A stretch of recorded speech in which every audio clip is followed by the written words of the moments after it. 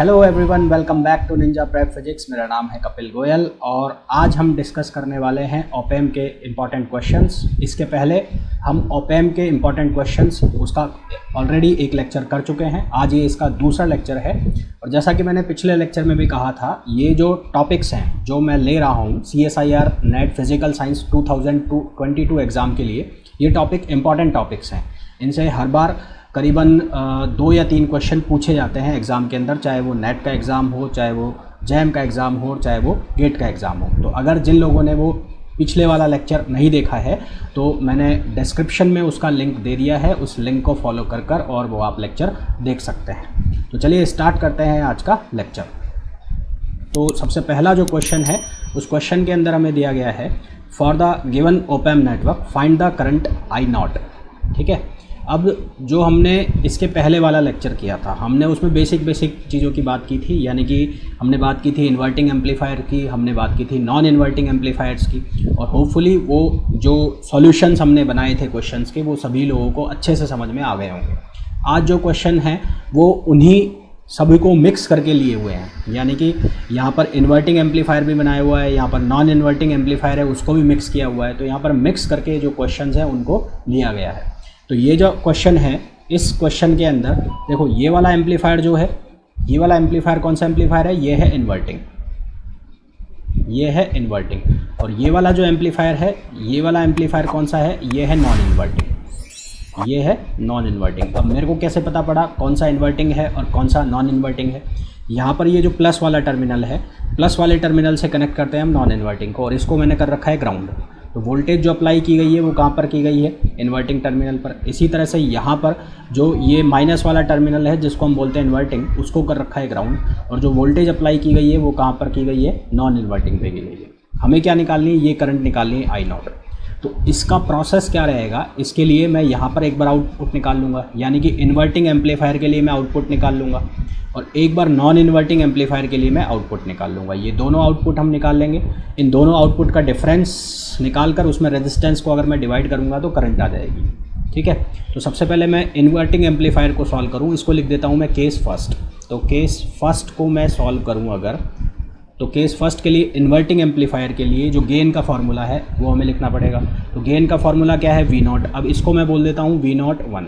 तो इसको बोल दिया मैंने V01 over V input equals to minus RF over RI। ठीक है, अब RF की वैल्यू कितनी है? 10 है, और RI की वैल्यू कितनी है? 2। तो ये कितना हो गया? -10/2। तो यहाँ से इसको सॉल्व करोगे तो V01 ओवर V इन, इसकी जो वैल्यू है वो कितनी आ गई? वो आ गई -5। पर हमें क्या निकालना है? V01 निकालना है। तो ये जो V01 है इसको मैं मल्टीप्लाई कर दूँ, V01 इक्वल्स टू क्या हो जाएगा? 5 × V इन, और V इन की वैल्यू कितनी होगी? 2 वोल्ट। तो ये कितना आ जाएगा? -5 × 2। तो यहाँ से ये वैल्यू कितनी आ गई? -10 वोल्ट। और ये किसकी वैल्यू है? V01 की। तो V01 की वैल्यू कितनी आ गई? -10 वोल्ट। ठीक, क्या किया मैंने इन्वर्टिंग एम्पलीफायर का फार्मूला लगाया यहाँ पर। यहाँ से मैंने क्या निकाल ली? आउटपुट वोल्टेज निकाल ली यहाँ पर। अब सेम कहानी मेरे को कहाँ करनी है? इस वाले एम्पलीफायर के लिए, पर ये एम्पलीफायर कौन सा है? नॉन इन्वर्टिंग एम्पलीफायर है। तो नॉन इन्वर्टिंग एम्पलीफायर के लिए इसके आउटपुट को लिख लेता हूँ मैं V02 upon V in equals to 1 + RF over RI। अब 1 + RF यहाँ पर कितना है? 10 है, और RI कितना है? 1। तो ये कितना हो जाएगा? 10/1। कितना हो गया? 10/1 10। तो ये कितना हो जाएगा? 11। ठीक है, तो यहाँ से V02 की वैल्यू कितनी आ गई? 1 को हम मल्टीप्लाई करेंगे किससे? 11 × V इन, और V इन की वैल्यू यहाँ पर कितनी है? 3। तो ये हो जाएगा 11 × 3, ये कितना हो गया? 33 वोल्ट। ठीक है, तो यहाँ पर जो वोल्टेज आ गई वो कितनी आ गई? 33 वोल्ट आ गई। अब हमें क्या निकालना है? यहाँ पर I0 निकालना है। तो I0 के लिए हम क्या लगाएंगे? I0 वोल्टेज का डिफरेंस। तो यहाँ पर 33 है, इसको लिख दिया मैंने V02। तो V02 minus V01 over R।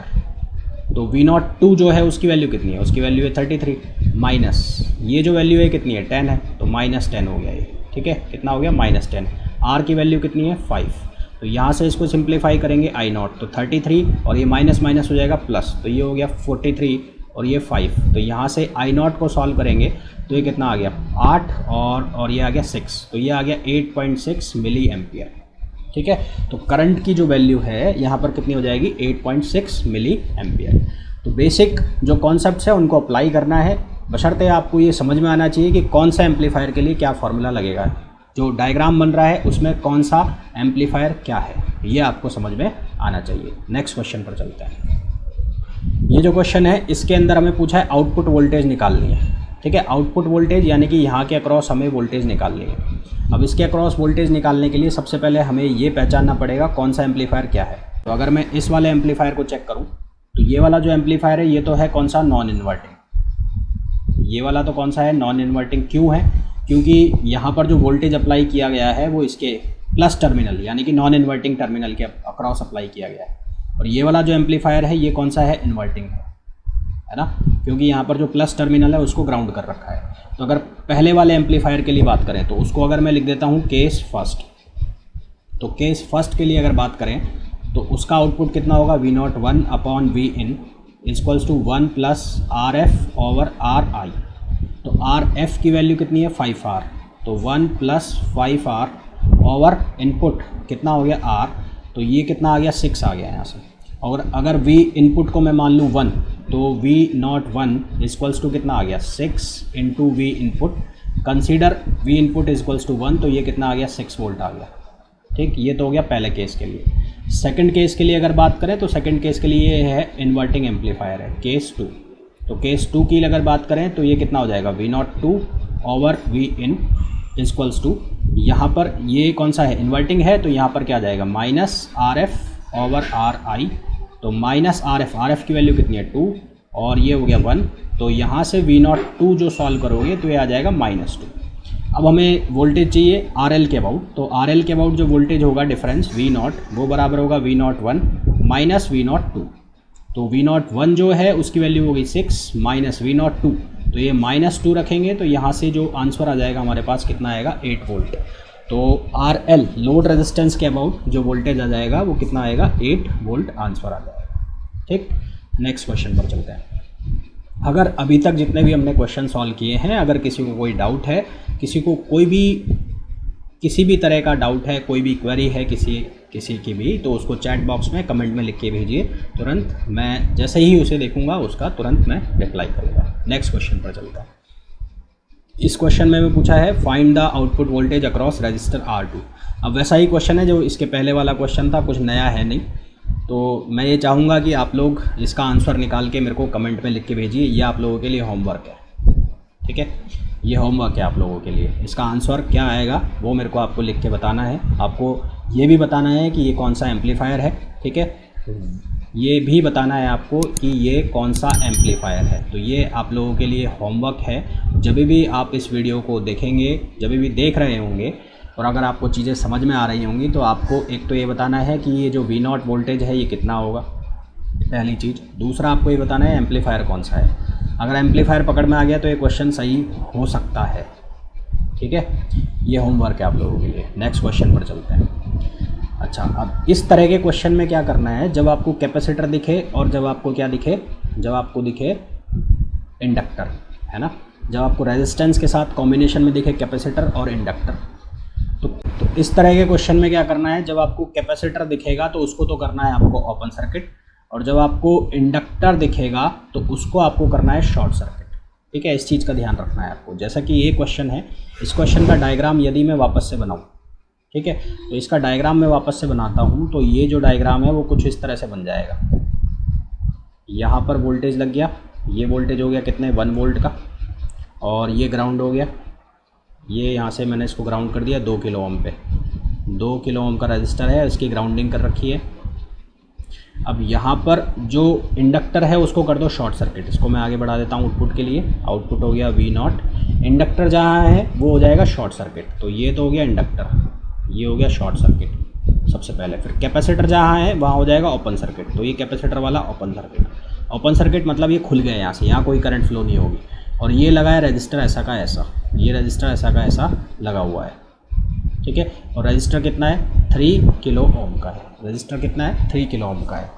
अब हमें ये पूछा गया है कि ये जो नेटवर्क है इसमें आउटपुट वोल्टेज हमें बताना है।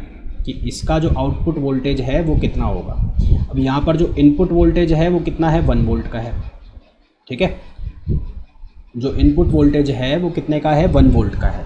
तो अब हमें इसका आउटपुट वोल्टेज बताना है। तो देखो भाई, अब ये जो तार है ये हो गया शॉर्ट सर्किट में आ गया। तो ये शॉर्ट सर्किट में आ गया तो मैक्सिमम जो करंट का फ्लो है वो सारा का सारा यहाँ से हो जाएगा।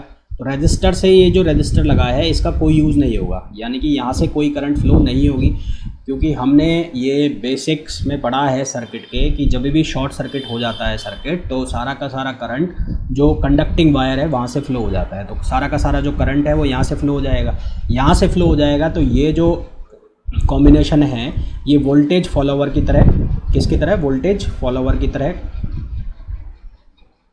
ट्रीट करेगा। तो वोल्टेज फॉलोवर की तरह एक्ट करेगा, यानी कि इसका जो वोल्टेज गेन है, क्लोज्ड लूप वोल्टेज गेन, वो कितना हो जाएगा, 1 होने का मतलब है जितनी इस पर आउटपुट है, जितना इस पर इनपुट है उतना ही क्या आ जाएगा इस पर आउटपुट। तो V0 की जो वैल्यू है वो बराबर हो जाएगी इनपुट वोल्टेज के। तो V0 की वैल्यू कितनी हो जाएगी, 1 वोल्ट हो जाएगी, ठीक है। ये वापस मैं बोल रहा हूँ कि कैपेसिटर तो हो गया ओपन सर्किट और ये रजिस्टर लगा हुआ है। अब क्योंकि ये शॉर्ट सर्किट हो गया तो सारा का सारा जो करंट है वो यहाँ से फ्लो करेगा, यहाँ से फ्लो करेगा। तो ये जो रजिस्टर है यहाँ से कोई करंट जाएगा ही नहीं, और जाएगा नहीं तो जितना इनपुट इस पर अप्लाई हो रहा है वो सारा का सारा कन्वर्ट हो जाएगा कहाँ पर, आउटपुट पर। तो इनपुट और आउटपुट दोनों क्या हो जाएंगे, बराबर हो जाएंगे। तो हमें जो ऑप्शंस दिए हैं उन ऑप्शंस में से इसके लिए जो सही आंसर होगा वो कौन सा आंसर होगा, सी ऑप्शन इसके लिए करेक्ट आंसर होगा, ठीक है। कौन सा आंसर, सी ऑप्शन इसके लिए करेक्ट आंसर होगा। नेक्स्ट क्वेश्चन पे बात करते हैं। ये क्वेश्चन भी ठीक वैसा ही है। यहाँ पर क्या लगा हुआ है, कैपेसिटर लगा हुआ है। अब कैपेसिटर लगा हुआ है तो ये कैपेसिटर हटेगा, ये कैपेसिटर हटेगा तो ये हो जाएगा ओपन सर्किट। ओपन सर्किट होगा तो जो नया कनेक्शन बनेगा वो नया कनेक्शन कुछ ऐसे बनेगा। ये लग गया रजिस्टर, इंडक्टर, ये रजिस्टर, ये सीधा कर दो, ये इंडक्टर था, और यहाँ पर ये ओपन ही हो गया। ओपन हो गया तो खुल जाएगा, यहाँ से कोई करंट जाएगी नहीं, और ये हो गया। तो ये कुछ इस तरह का सर्किट बन जाएगा, ठीक है। तो ये इस तरह का सर्किट बन गया, इनपुट वोल्टेज 3 वोल्टेज। तो ये जो है यहाँ पर फीडबैक तो हट गया, फीडबैक हट गया तो ये कौन सा हो गया, ये हो गया open loop voltage gain, open loop voltage gain. तो ओपन लूप वोल्टेज गेन के केस में जो आउटपुट वोल्टेज है वो कौन सी होती है, सैचुरेशन वोल्टेज। तो जो आउटपुट वोल्टेज होगी, आउटपुट वोल्टेज वो कौन सी हो जाएगी, सैचुरेशन वोल्टेज। कौन सी हो जाएगी, सैचुरेशन वोल्टेज, ठीक है। तो हमें जो ऑप्शंस दिए हैं उनमें से सही आंसर कौन सा होगा, सी। मैं फिर बोल रहा हूँ, यहाँ पे कैपेसिटर लगा हुआ है, कैपेसिटर हो गया ओपन। ओपन तो सर्किट कुछ इस तरह से दिखेगा यहाँ पर, ये तो ये इसका कोई मतलब ही नहीं रहेगा, तो ये सीधा तार हो गया। तो अब यहाँ पर जो फीडबैक रेजिस्टेंस जो कनेक्ट होना था वो हट गया, तो ये कौन सा सर्किट बन गया, ये ओपन लूप सर्किट बन गया। ओपन लूप यानी कि इसकी जो गेन आएगी वो ओपन लूप वोल्टेज गेन होगा, यानी कि जो आउटपुट वोल्टेज होगा वो कौन सा वोल्टेज होगा, सैचुरेशन वोल्टेज होगा। यहाँ पर जो इंडक्टर लगा था वो इंडक्टर क्या हो गया, शॉर्ट सर्किट हो गया, यानी कि सीधा तार बन गया, ठीक है। नेक्स्ट क्वेश्चन पर चलते हैं। ये क्वेश्चन देखो, इस क्वेश्चन के अंदर हमें क्या दिया गया है, इस सर्किट के अंदर हमें क्या निकालना है, आउटपुट वोल्टेज निकालना है। तो वही कहानी, पहले इसको करो शॉर्ट, ये शॉर्ट होगा और ये क्या होगा, ओपन होगा। तो नया जो सर्किट बनेगा वो नए सर्किट में क्या बनेगा, ओपन हो जाएगा। तो ये ओपन हो गया, यानी कि इससे कोई करंट पास नहीं होगी। ये बन गया एम्पलीफायर, और ये इसका ग्राउंडिंग कर दी। यहाँ पर इनपुट वोल्टेज जो है वो कितना हो गया, 3 वोल्ट, और यहाँ पर जो रेजिस्टेंस है वो कितने हो गया, 10 किलो ओम का हो गया। फिर यहाँ से ये रेजिस्टेंस कितने का, 10 किलो ओम का। उसके बाद ये शॉर्ट सर्किट हो गया। तो शॉर्ट सर्किट हो गया तो सारा का सारा जो करंट है वो यहाँ से पास होगा, इसमें से कोई करंट ही पास नहीं होगा, यानी कि एक सीधे तार की तरह ट्रीट हो गया ये। तो ये एक सीधा तार बन गया यहाँ से। तो ये जो है ये नया सर्किट बन गया। अब ये कौन सा एम्पलीफायर है, ये इन्वर्टिंग एम्पलीफायर है। तो और इन्वर्टिंग एम्पलीफायर के लिए V0 upon Vin equals to -RF upon -RI। तो V0, V इनपुट की वैल्यू कितनी है, 3 वोल्ट, RF की वैल्यू कितनी है, 10, तो ये हो गया 10, ठीक है। ये कितना हो गया, 10, और यहाँ पर ये इनपुट ये भी कितना है, ये है 10, तो ये भी हो गया 10। तो यहाँ पर ये माइनस में है, सॉरी, तो ये 10/10 ये हो गया 1, तो वी नॉट की वैल्यू कितनी आ गई, ये आ गई -3। तो यहाँ पर आउटपुट वोल्टेज जो है वो कितना आ गया, वो -3 आ गया। ठीक है ना भाई, जो आउटपुट वोल्टेज है वो -3 वोल्ट आ गया यहाँ पर। ठीक, नेक्स्ट क्वेश्चन पर चलते हैं। ये वाला जो क्वेश्चन है, ये क्वेश्चन के अंदर आपको कॉम्बिनेशन बनाना पड़ेगा। यहाँ पर आपको करना पड़ेगा नोडल एनालिसिस का यूज़। आपको क्या निकालना है, आउटपुट वोल्टेज निकालना है। तो सबसे पहली चीज़ तो ये कौन सा इन्वर्टर है, ये कौन सा एम्पलीफायर है, ये इन्वर्टर एम्पलीफायर है। अब इन्वर्टर एम्पलीफायर तो है, अब इसको सॉल्व कैसे करें, तो इसको सॉल्व करने के लिए क्या करेंगे, इसको यहाँ से सॉल्व करो उल्टा, यहाँ से करंट चलाओ, ये करंट चला दी। लेट सपोज ये करंट है I2। अब ये करंट यहाँ से जब फ्लो कर रही होगी तो इसके दो पार्ट होंगे, एक पार्ट यहाँ पर होगा, एक पार्ट यहाँ पर। तो ये पार्ट कौन सा हो जाएगा, लेट सपोज I4, और ये हो जाएगा I3। ठीक है, तो अब सबसे पहले यहाँ पर मान लेते हैं जो वोल्टेज है वो V01 है, और यहाँ पर क्योंकि ये ग्राउंडिंग कर रखी तो यहाँ पर जो वोल्टेज होगी वो कितनी होगी, 0। इसको कंसीडर कर लो कि यहाँ से ये कनेक्टेड है। ठीक है, अब यहाँ पर लगाओ किरचॉफ्स करंट लॉ, तो KCL अप्लाई करो। तो KCL अप्लाई करोगे तो यहाँ से आपको क्या दिख रहा है, I2 इक्वल्स टू क्या दिखेगा, I3 प्लस I4। अब I2 की जो वैल्यू है वो कितनी होगी, वो वैल्यू होगी V0 minus V01 over register कितना है R इक्वल्स टू I3 की वैल्यू कितनी होगी, I3 की वैल्यू होगी V01 माइनस, यहाँ ग्राउंडिंग है ये 0 ओवर R प्लस V, ये वाली वैल्यू यहाँ पर ये कितना होगा, V01 माइनस 0, ये V01 और ये कितना 0 ओवर R। तो इसको फर्दर जब सिंप्लीफाई करोगे तो ये बनेगा V0 minus V01 over R equals to ये कितना होगा 2V01 ओवर R। ठीक है, यही बनेगा। एक R से एक R मर गया। अब इसको इधर लेके जाओ, V0 equals to 3V01, V0 equals to 3V01, और यहाँ से हम वैल्यू निकाल लेंगे किसकी, V01 की, और V01 की वैल्यू कितनी आ गई, V0/3। ये V01 की वैल्यू आ गई, कितनी आ गई, V0/3। ठीक है, क्या किया मैंने, I जो करंट है, करंट के लिए मैंने वोल्टेज का ओम्स लॉ लगाया, तो V बराबर IR होता है। तो वोल्टेज का डिफरेंस यहाँ पर कितना होगा, V0 माइनस V01, फिर यहाँ पर कितना होगा, V01 माइनस 0, क्योंकि यहाँ पर ग्राउंडिंग है, और यहाँ पर कितना होगा, V01 माइनस 0। तो ये V0/R प्लस V0/R कितना हो गया, 2V0/R, और यहाँ से R से R कैंसिल हो गया, तो ये बचा V0 minus V01 equals 2V0, V01 उधर चला गया तो 3V0 हो जाएगा। अब यही कहानी मैं लगाऊंगा इस सर्किट के ऊपर। तो यहाँ से जो करंट आ रही है वो कितनी आ रही है, I4। मान लेते हैं यहाँ जो करंट है वो कितनी जा रही है, I1 जा रही है। तो वापस से मैं KCL अप्लाई करूँगा, यहाँ पर KCL अप्लाई करूँगा तो क्या, तो यहाँ पर अब हम करंट मान लेंगे I1, और यहाँ जो करंट है वो कितनी है, I4 है। तो अब इस पॉइंट पर हम क्या लगा लेंगे, KCL लगा लेंगे। तो KCL लगाते हैं तो I1 plus I4 equals to हो जाएगा 0। I1 की वैल्यू कितनी हो जाएगी, Vin माइनस 0 ओवर R, और I4 की वैल्यू कितनी हो जाएगी, I4 की वैल्यू हो जाएगी V01 minus 0 over R equals to 0। तो R से R ख़त्म हो जाएगा, Vin equals to minus V0 हो जाएगा 1, V01 की वैल्यू है V0/3, तो ये हो जाएगा माइनस V0/3। हमें वैल्यू चाहिए V0/Vin की, तो ये हो जाएगी -3। तो ये क्या आ जाएगा, इसका गेन आ जाएगा। तो ये थे आज के कुछ क्वेश्चंस, एंड होपफुली ये जितने भी क्वेश्चंस हमने करे हैं आप लोगों को बहुत अच्छे से समझ में आ गए होंगे। फिर भी यदि कोई डाउट है, कोई क्वेरी है, तो अपने जो भी डाउट है, क्वेरी है, उसको कमेंट बॉक्स में लिख के भेजिए। जैसे ही मैं आपके कमेंट को पढ़ूंगा मैं उसका तुरंत रिप्लाई करूंगा, और साथ ही साथ एक आपको होमवर्क वाला जो क्वेश्चन मैंने दिया है वो जब भी आप इस वीडियो को देखेंगे, जब भी आप इस वीडियो को देख रहे होंगे, तो उसका जो आंसर है कमेंट में लिख के ज़रूर बताना है। ठीक है, ये आपके लिए होमवर्क है। मिलते हैं OPAMP के इम्पॉर्टेंट क्वेश्चन के एक और लेक्चर के साथ नई वीडियो में। Till then, thank you, bye bye. Video को लाइक करना, शेयर करना नहीं भूलिए।